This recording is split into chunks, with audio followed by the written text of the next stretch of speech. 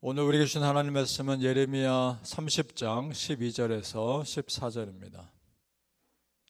구약 성경 예레미야 30장 12절에서 14절까지 말씀 함께 읽겠습니다. 시작. 여호와께서 이와 같이 말씀하시니라. 내 상처는 고칠 수 없고 내 부상은 중하도다. 내 송사를 처리할 재판관이 없고 내 상처에는 약도 없고 처방도 없도다.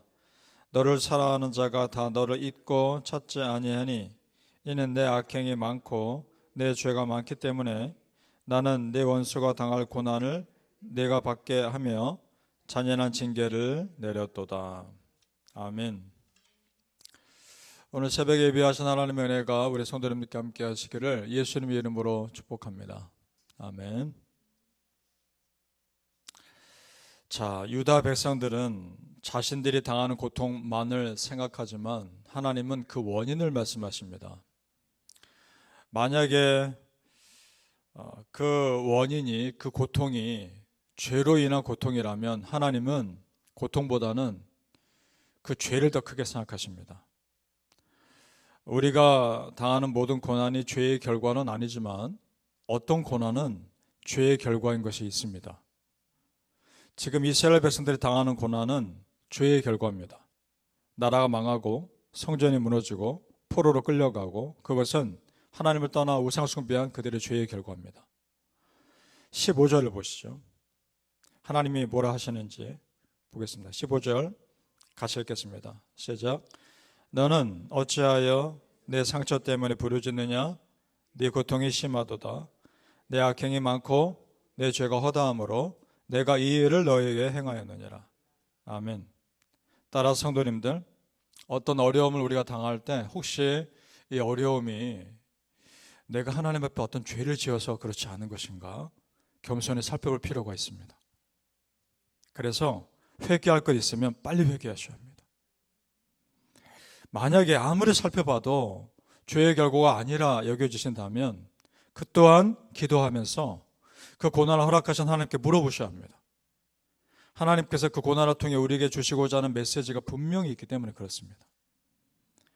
특히나 죄로 인한 고난은 누구도 치료할 수 없습니다. 오직 하나님만 치료하십니다. 12절이고 13절을 제가 다시 읽어보겠습니다. 예레미야 30장 12절 13절. 여호와께서 이와 같이 말씀하시니라. 내 상처는 고칠 수 없고 내 부상은 중하도다. 내 송사를 처리할 재판관이 없고 내 상처에는 약도 없고 처방도 없도다. 자, 유다 백성들의 상처가 고칠 수 없고 약도 없고 처방도 없는 이유가 있습니다. 왜냐? 영적인 죄이기 때문에 그렇습니다.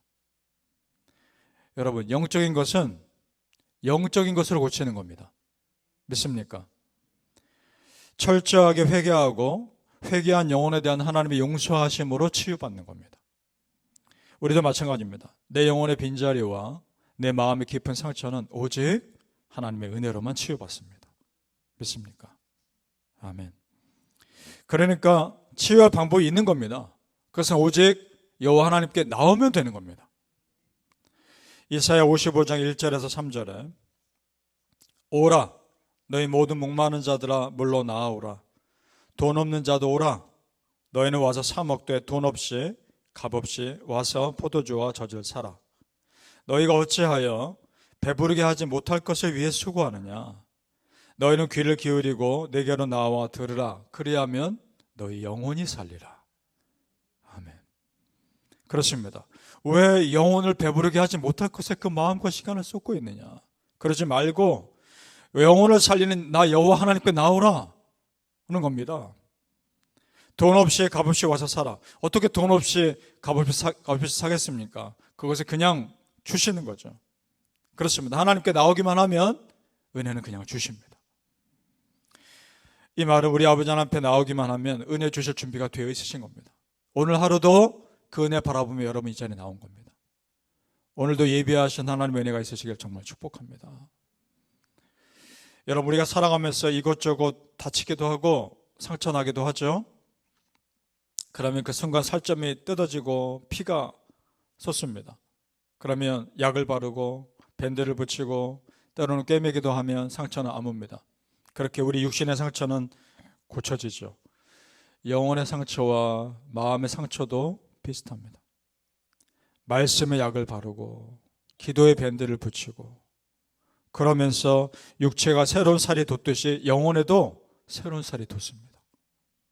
17절 우리 같이 읽어보죠. 17절 말씀 시작. 여호와의 말씀이니라. 그들이 쫓겨난 자라 하매 시온을 찾는 자가 없은즉 내가 너희의 상처로부터 새 살이 돋아나게 하여 너를 고쳐주리라. 아멘. 새 살이 돋아나게 하여. 새 살이 자연스럽게 돋아나는 것 같지만 그 또한 하나님이 돋아나게 하신 거죠. 그런데 그 살이 어디서부터 돋아난다고 합니까?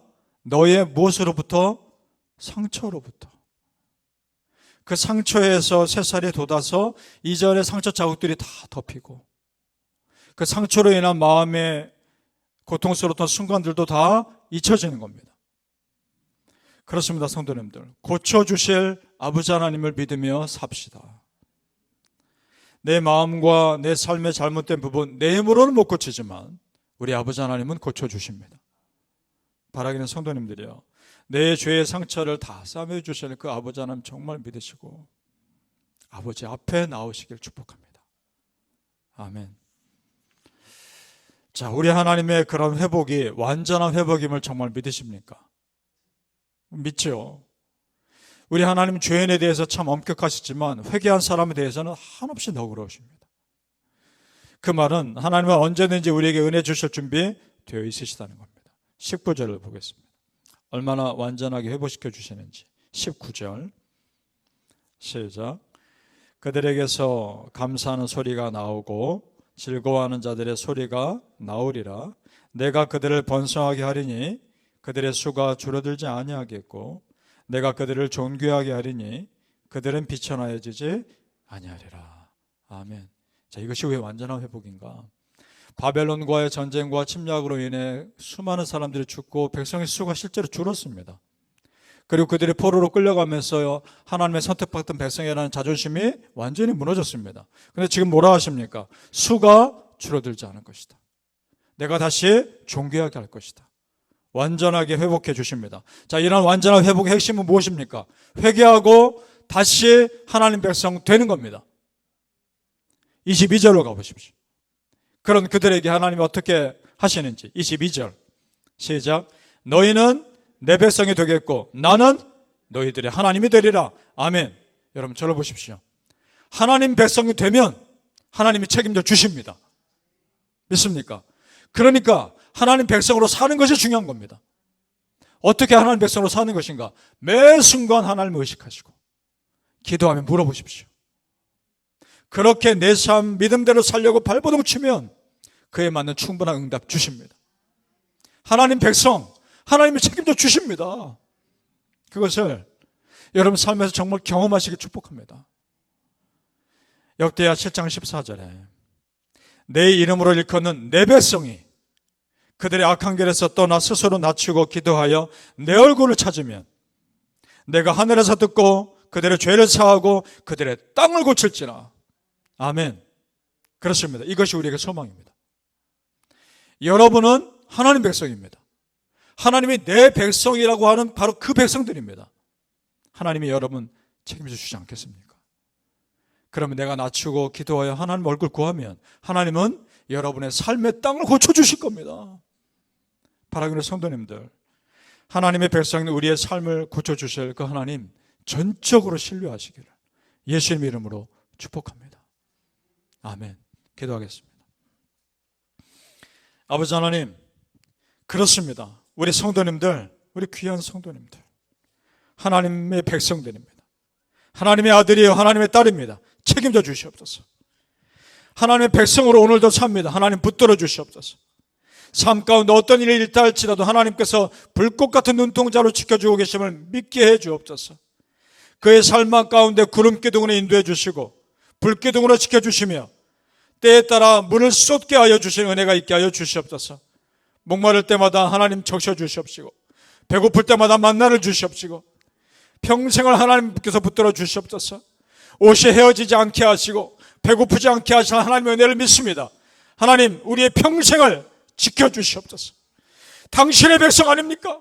당신의 백성들 지켜주시옵소서. 그 은혜가 우리 성도님들 삶에 항상 머물게 하여 주시옵소서. 감사하며 예수님의 이름으로 기도합나이다. 아멘.